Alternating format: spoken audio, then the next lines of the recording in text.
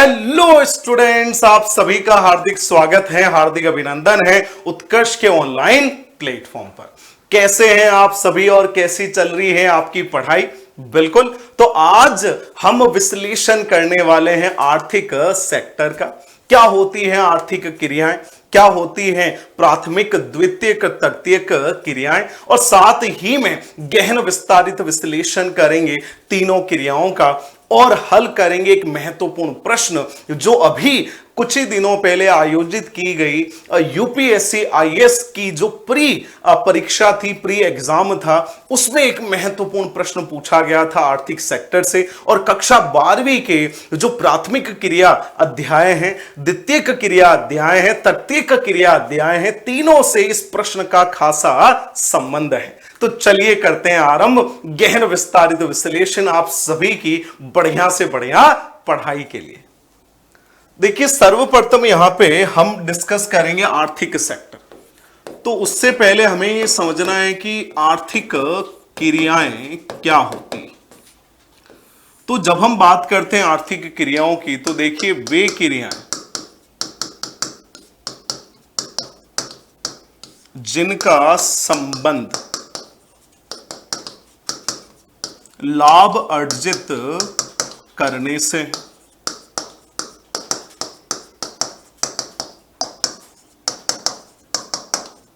आर्थिक क्रियाएं कहलाती हैं।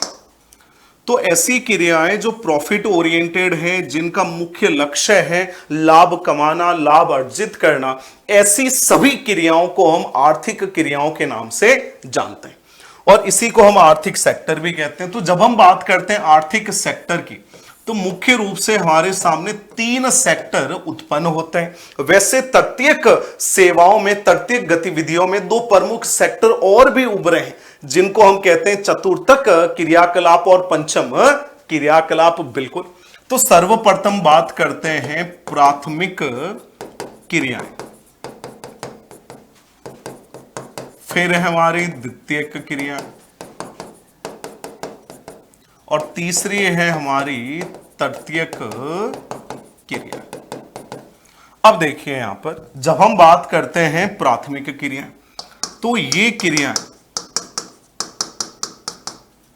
प्राकृतिक संसाधनों पर आधारित है।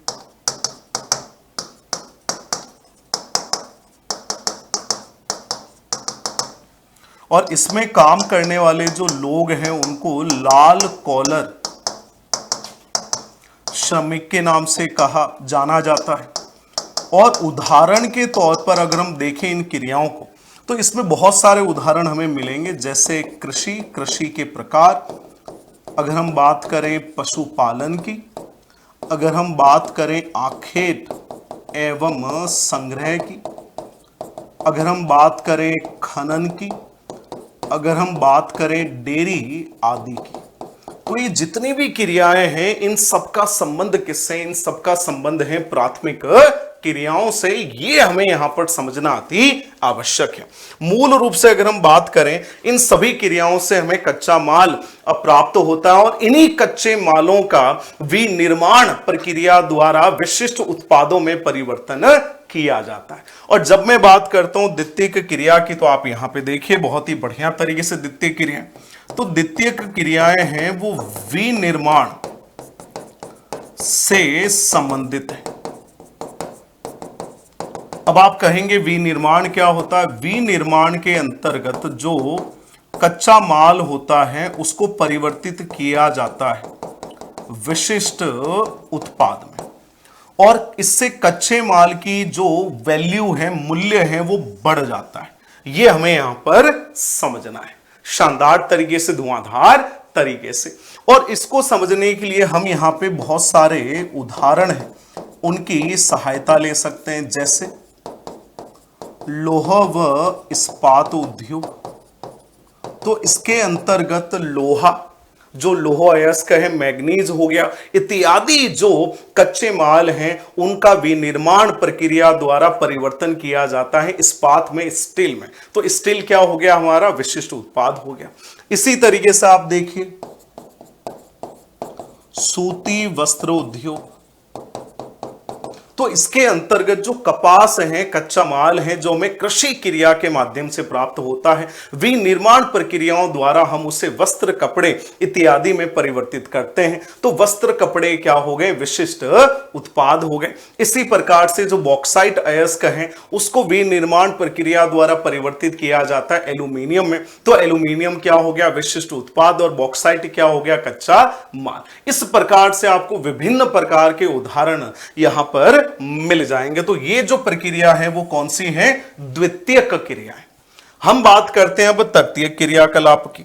तो तृतीयक क्रियाकलाप है, इसको हम सेवा सेक्टर के नाम से भी जानते हैं। बिल्कुल, इसके अंतर्गत विभिन्न प्रकार की जो सेवाएं हो गई, पर्यटन हो गया, परिवहन हो गया, संचार हो गया इत्यादि सम्मिलित किया जाता है। मान लेते हैं कि किसान ने बहुत अच्छी मात्रा में कपास का उत्पादन किया, गेहूं का उत्पादन किया, चावल का उत्पादन किया। बिल्कुल, अगर वो कपास किसी फैक्ट्री को देता है जो कपड़ा उद्योग है, तो वो कपड़ा उद्योग फैक्ट्री क्या करेगी? उस कपास को एज ए कच्चे माल के तौर पर इस्तेमाल करेगी, रॉ मटेरियल के तौर पर इस्तेमाल करेगी और उससे बहुत ही बढ़िया क्वालिटी के जो कपड़े, वस्त्र, उनका निर्माण करेगी। बिल्कुल, तो मुझे बताइए कच्चा माल कौन से आर्थिक क्रिया से प्राप्त हुआ? प्राथमिक क्रिया से। उसके अलावा जब कच्चे माल को, कपास को भेजा गया फैक्ट्री में और जब उसको वस्त्र, कपड़े में परिवर्तित किया गया, तो वो कौन सी क्रिया होगी? इस क्रिया को हम कहते हैं द्वितीयक क्रिया, उद्योग अथवा विनिर्माण सेक्टर के नाम से भी जानते हैं। जब हम क्या करते हैं बढ़िया तरीके से जोश जुनून के साथ, मान लीजिए किसान है, उसको क्या करना है? गेहूं का भंडारण करना है, चावल का भंडारण करना है, 6 महीने के लिए, 1 साल के लिए स्टोरेज करना है कि भाई सही कीमत मिलेगी तब मैं उसको क्या करूंगा? बेचूंगा। अथवा अभी सही कीमत नहीं मिल रही है, अभी मार्केट में डिमांड नहीं है, मांग नहीं है, तो मैं उसको भंडारित करना चाहता हूं ताकि मेरा जो गेहूं है, मेरा जो चावल है अथवा अन्य जो कृषि उपज है वो खराब ना हो। तो अब आप मुझे बताइए भंडारण की सुविधा किसके अंतर्गत आएगी? भंडारण की सुविधा आएगी तृतीयक क्रियाकलाप के अंतर्गत, क्योंकि इसमें आती हैं सेवाएं। क्या आती हैं? सेवाएं आती हैं। जब हम बात करते हैं डॉक्टर की, जब हम बात करते हैं वकील की, तो ये सब क्या प्रदान करते हैं? सेवाएं प्रदान करते हैं। तो ये पूरा का पूरा क्या है? सेवा सेक्टर है। ये भी आपको ध्यान में रखना है। अर्थव्यवस्था, अर्थव्यवस्था के विकास में, अर्थव्यवस्था के विकास में जो प्रमुख योगदान है वो भी किसका है? तृतीयक क्रियाकलापों का है। और तृतीयक क्रियाकलापों से निकले हैं 2 महत्वपूर्ण क्रियाकलाप जिनकी हम यहां पर बात करेंगे।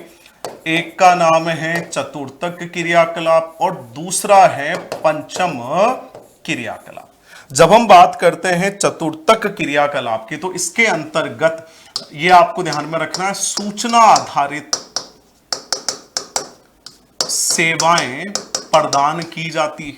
और पंचम क्रियाकलाप में उच्चतम स्तर के निर्णय एवं नीति निर्माता शामिल होते हैं। ये सब बिंदु हमें यहां पर समझना अति आवश्यक है। तो कुल मिला के हमने एक ओवरव्यू है आर्थिक सेक्टरों का वो प्राप्त कर लिया है, आर्थिक क्रियाओं का। तो चलिए हल करते हैं महत्वपूर्ण प्रश्न जो पूछा गया। कहां? जो पूछा गया यूपीएससी आईएएस प्री एग्जाम में, जो हुआ 16 जून 2024 को। देखिए प्रश्न क्या था? भारतीय अर्थव्यवस्था के सेक्टरों के संदर्भ में निम्नलिखित युग्मों पर विचार कीजिए। तो यहां पे आर्थिक गतिविधि दे रखी है और यहां पे सेक्टर दे रखा है, हमें इनका मिलान करना है। और ले रखा है कि उपयुक्त युग्मों में से कितने सही सुमेलित है। तो अब आप यहां पे देखिए, सर्वप्रथम कृषि उत्पाद का भंडारण करना। जब हम भंडारण करते हैं, स्टोरेज करते हैं, तो एक प्रकार की जो सेवाएं हैं वो हम प्रदान करते हैं। तो बताइए क्या इसमें द्वितीय का आएगा? नहीं, इसमें क्या आना चाहिए? तृतीयक सेक्टर आना चाहिए। तो ये तो हमारा मैच्ड नहीं है।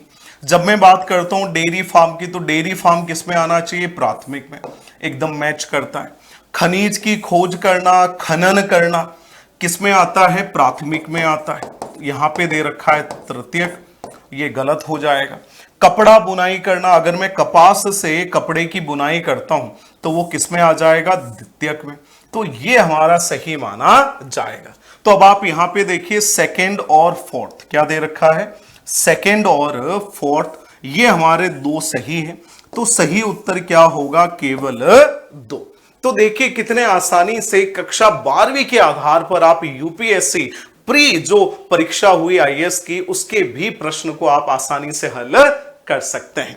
और इसी के साथ आप सभी को जैसा विदित है उत्कर्ष जाना जाता है अपने नवाचारों के लिए, तो इसी नवाचार की कड़ी में उत्कर्ष लेकर आ गया है एकेडमिक सेशन 2024-25 में उत्कर्ष ऑनलाइन ट्यूशन की कक्षा 11वीं और 12वीं के लिए तीनों स्ट्रीम्स में। देखिए अगर आप आर्ट्स स्ट्रीम से पढ़ाई कर रहे हैं, कॉमर्स स्ट्रीम से पढ़ाई कर रहे हैं, साइंस स्ट्रीम से पढ़ाई कर रहे हैं, अगर आप हिंदी मीडियम के विद्यार्थी हैं, इंग्लिश मीडियम के विद्यार्थी हैं, आपका बोर्ड सीबीएसई है, आरबीएसई है, उत्तर प्रदेश, मध्य प्रदेश अथवा बिहार बोर्ड है, तो आपके लिए आर्ट्स और साइंस स्ट्रीम का कोर्स अवेलेबल करवाया जा रहा है नाम मात्र के शुल्क में। हाईएस्ट क्वालिटी की पढ़ाई आपको उपलब्ध करवाई जाएगी केवल 4,500 रुपए में।